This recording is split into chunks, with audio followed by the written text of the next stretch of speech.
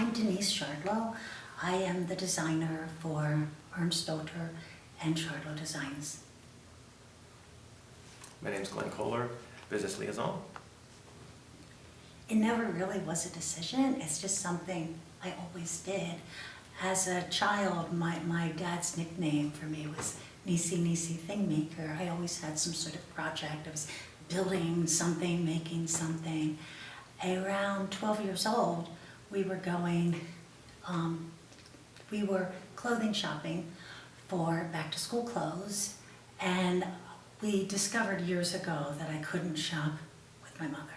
Just the dynamics didn't work. So my father and I went to 4 or 5 stores and we couldn't find what I was looking for. So he asked me to describe it. So I did with extreme detail. And he looked at me and said, "Do you think you could make it?" And I was like, "Of course I can make it." So we went to the local fabric store and he helped me pick out the fabric, the pattern, threads, and everything I would need. And then he showed me the basics behind a sewing machine. And then he said, "Do your thing and don't bother me." Which, looking back on that, that was the best thing that he could have done, because I could experiment, I could make my own mistakes, and I made a bunch of mistakes. And the one thing that I've learned through doing this for as many years as I have, some of your best ideas are from really big mistakes.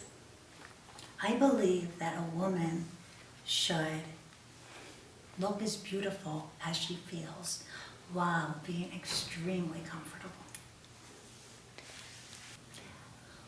What I like about the bamboo is that I can make things that have more than one form. Like, for example, I have a dress. If you wear it one way, there's a nice soft drape. If you turn it around, it looks like a totally different dress. The dress I'm wearing is called the origami. Depending how you twist and turn it, it can be 100 different dresses.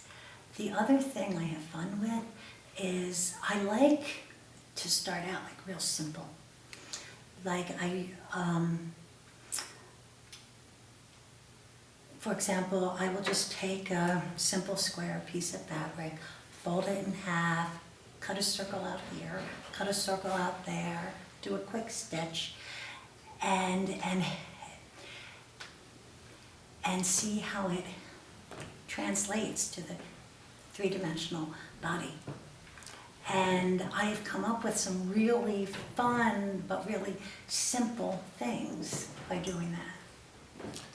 I believe that sustainability goes far beyond the fibers that I use.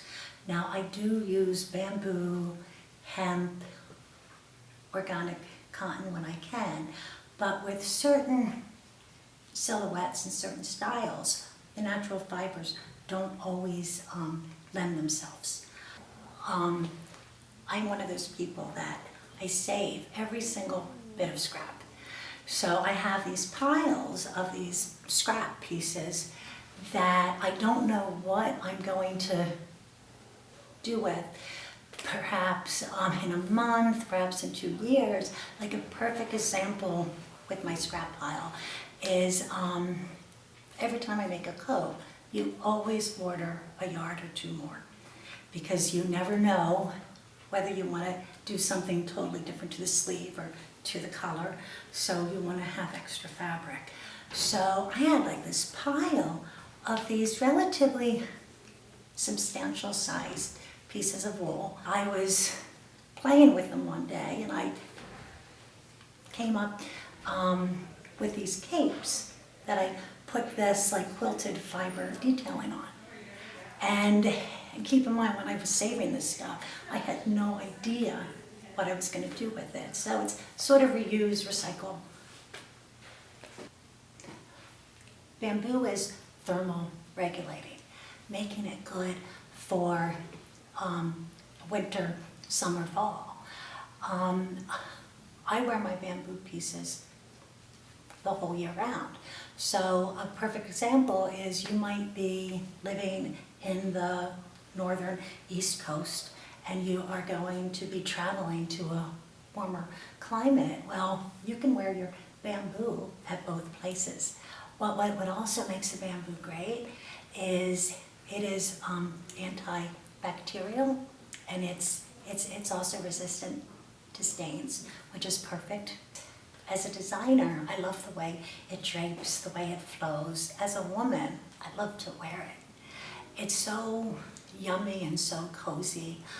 I basically tell people that I wear my pajamas all the time, but nobody knows it.